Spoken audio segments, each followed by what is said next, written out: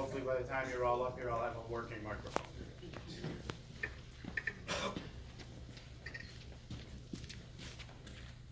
Leo Medico, are you back there? Do me a favor and go tell my partner Chris to tell him to get the microphone on. All right. So, anybody who didn't see the Zombie Kids movie, it was all fun and cute, and then at the end people were crying. So Hope has had this in her. She's got a dark side, there's no question about it. I want to know, you're 16 when you decided to do the film, or were you even younger? I was 14 when I started writing it. 14 when you and Tom started writing the film. So let's talk a little bit, you'll have to project, I'm counting on you. Let's talk a little bit about what the writing process was, because I'm really curious how a father and daughter write together. How did you set on the story, and when did you have to defer to each other? You want to start? Yeah, she wanted to do a slasher movie with a mask, that's how it started. But she wanted it to have some substance to it, and she wanted to involve bullying.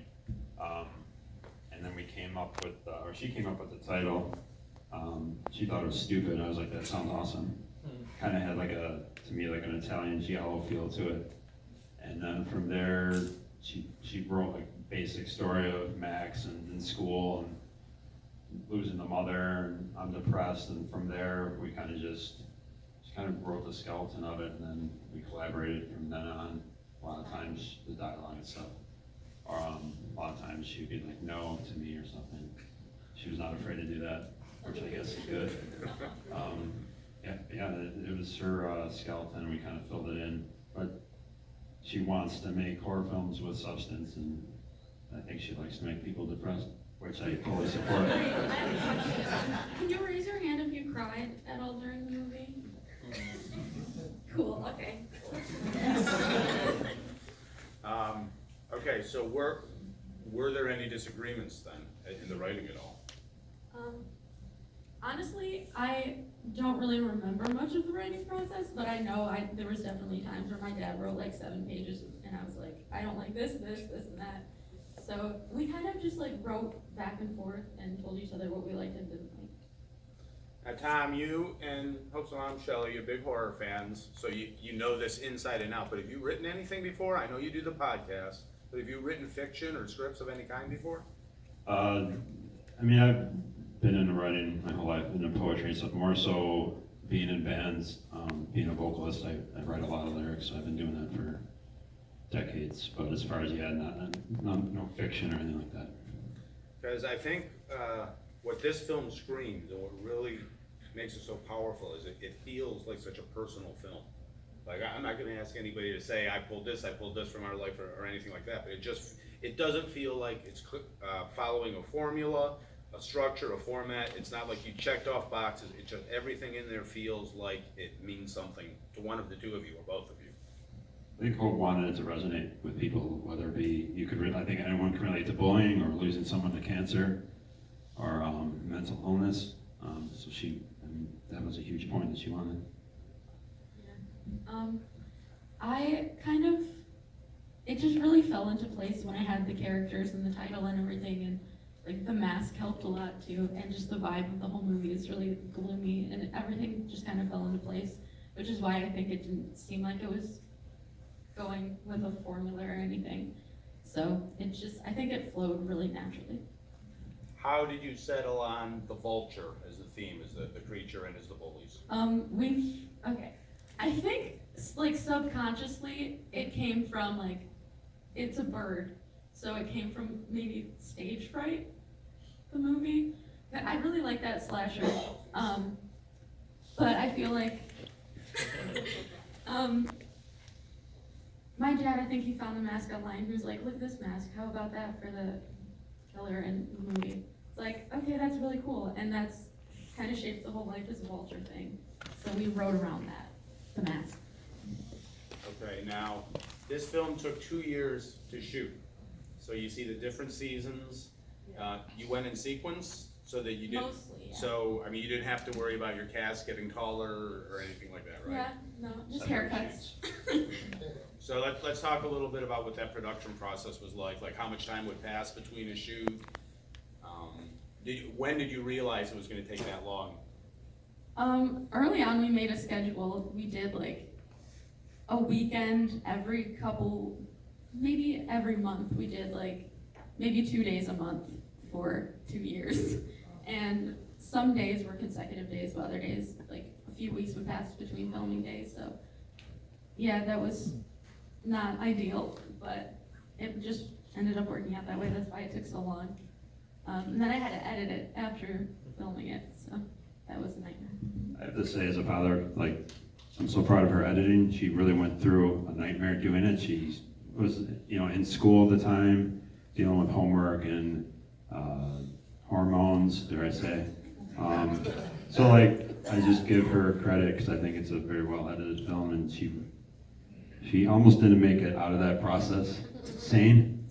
I thought I was going to walk in her room and see the vulture mask on her or something. So the editing process for her was probably the most stressful thing, speaking for her.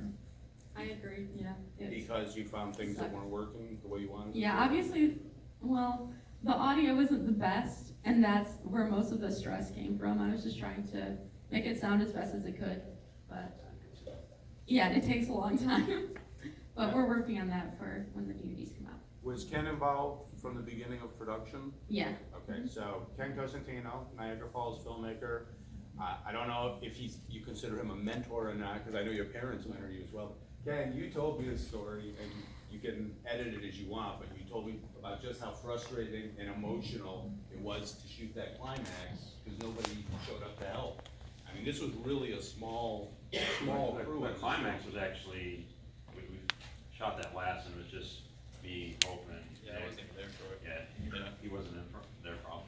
Yeah, well, it started at the beginning. I worked with her parents, Tom and Shelley, for a while, and they told me that Hope was getting ready to make her next film after Zombie Kids, and it was going to be like 15 minutes. And Tom and I talked it out, and I was like, she's talented, she can make a feature film, and she can make a good feature film. And I just kind of came in as a safety net to make sure that it got done, So I met Hope when she was 9, put her in a movie, and I mean, obviously, she's got a lot of talent. So I came in as a cinematographer, and yeah, that was a hard movie to shoot for me because I lost my brother, like during production. So it was, very close to home for me.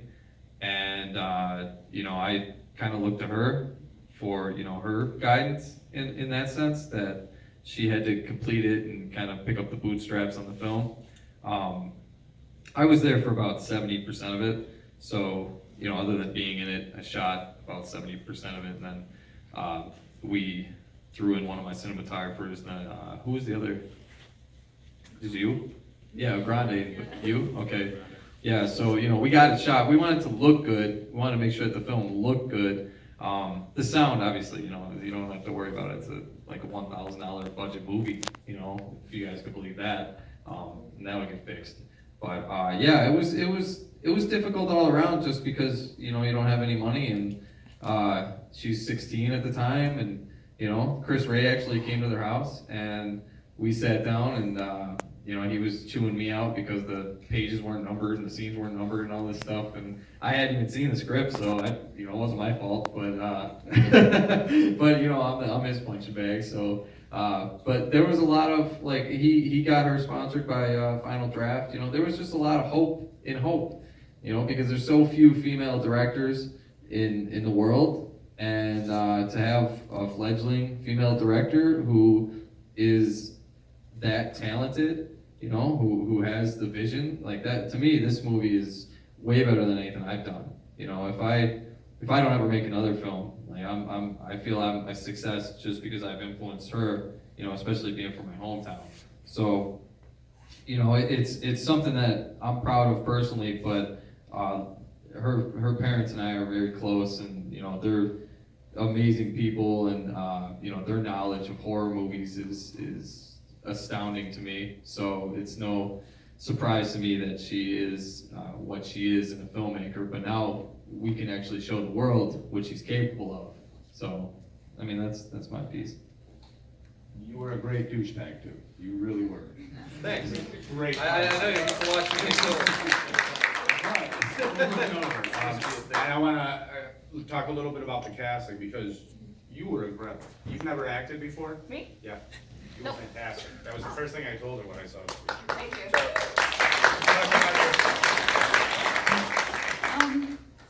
For the bullies, it took us a while to cast the bullies, because we're like, who the heck do we know that looks like they could be in high school and can act? So yeah, my parents were friends with Sammy, and I was like, well, she looks like she could be a bully. So yeah, I gave her the script, and she loved it. Do you want to talk about what you thought when you read the script? Sure. Hi. So Hope, I think you were a little bit shy to ask me to be Piper. So Tom kind of pulled me aside one day when we were hanging out. He's like, hey, Hope wants you to be in this movie. And I was like, okay.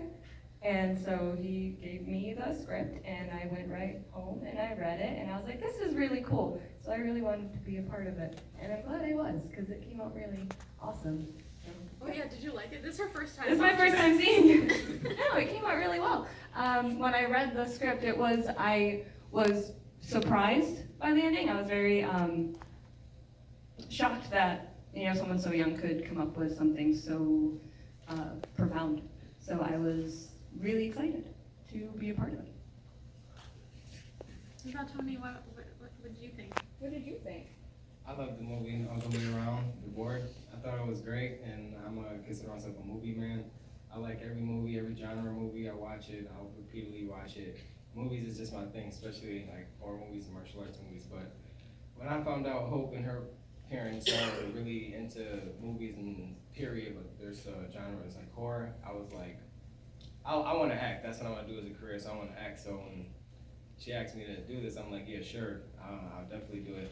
I thought the movie was all the way around the boards good, in my opinion. We did awesome with the equipment and the people we had, the cast, and I enjoyed myself. I enjoyed my time. It was awesome. Wait, I want to say something. Nick, who is the lead actor, he couldn't be here today, but he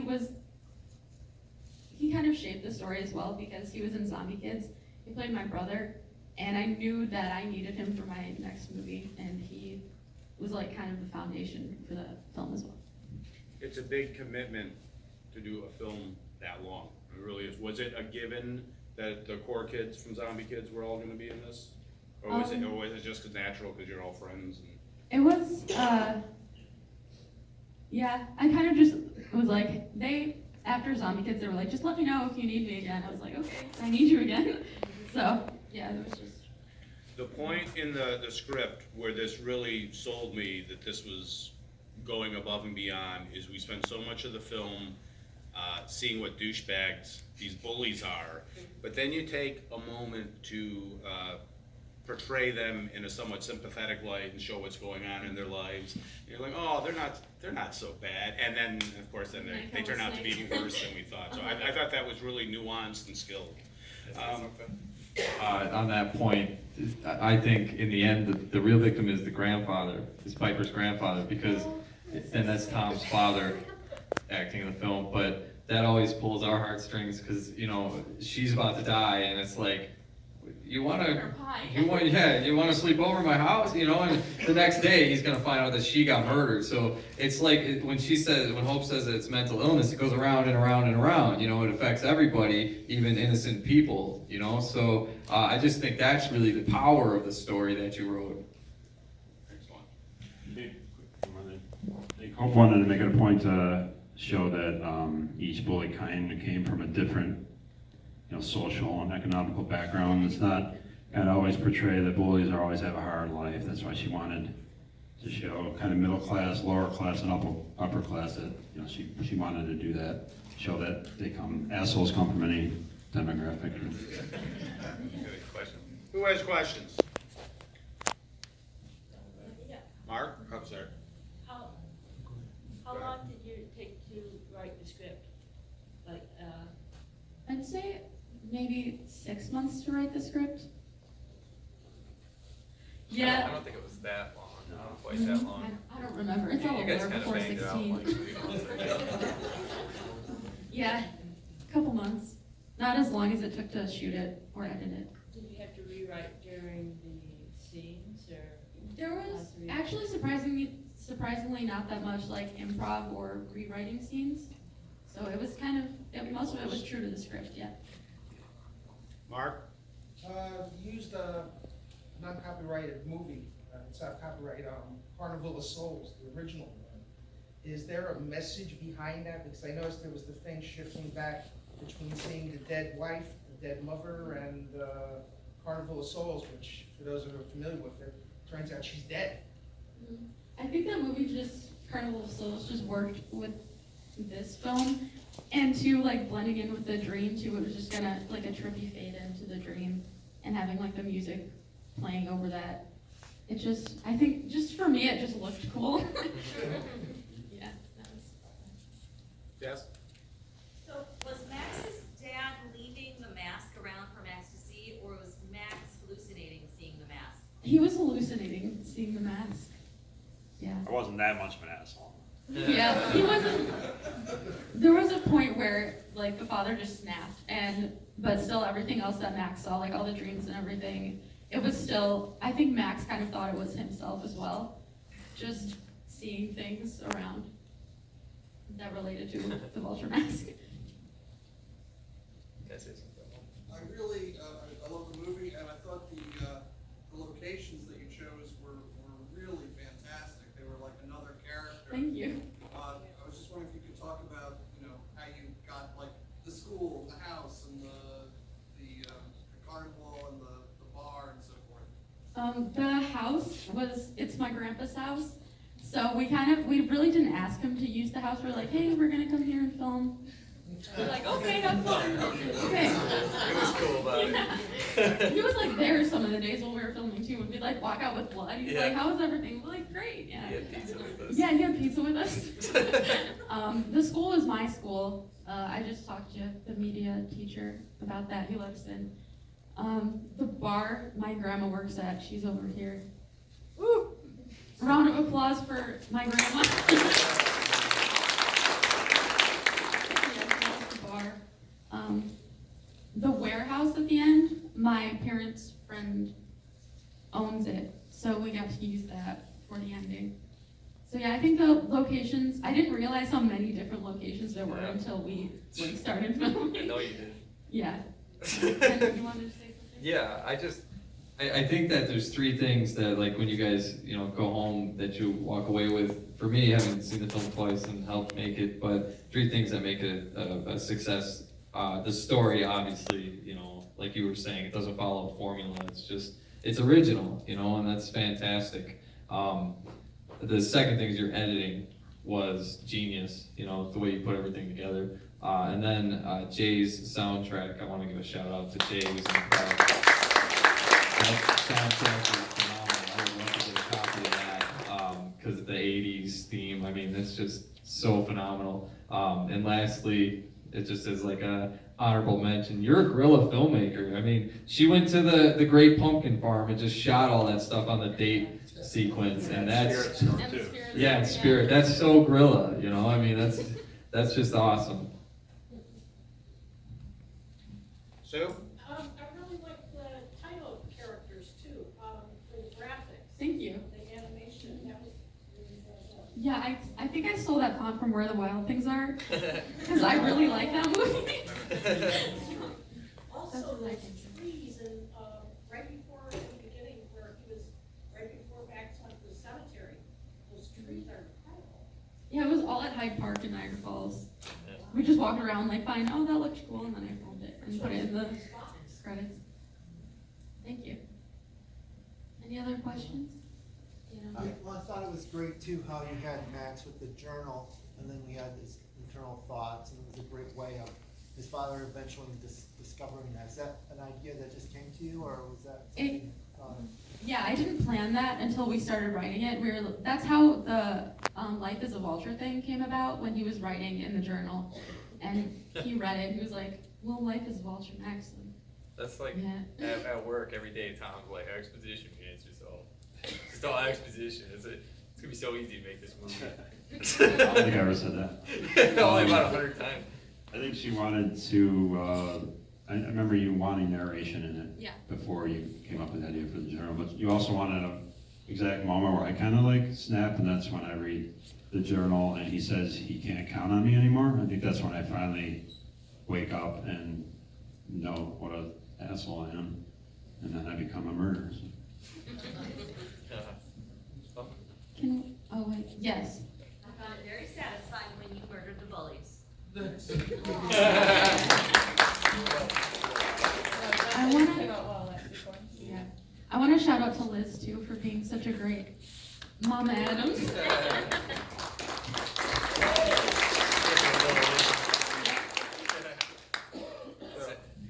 I don't wanna leave any stone unturned. Is there anything you are gonna feel remiss not saying before we wrap up?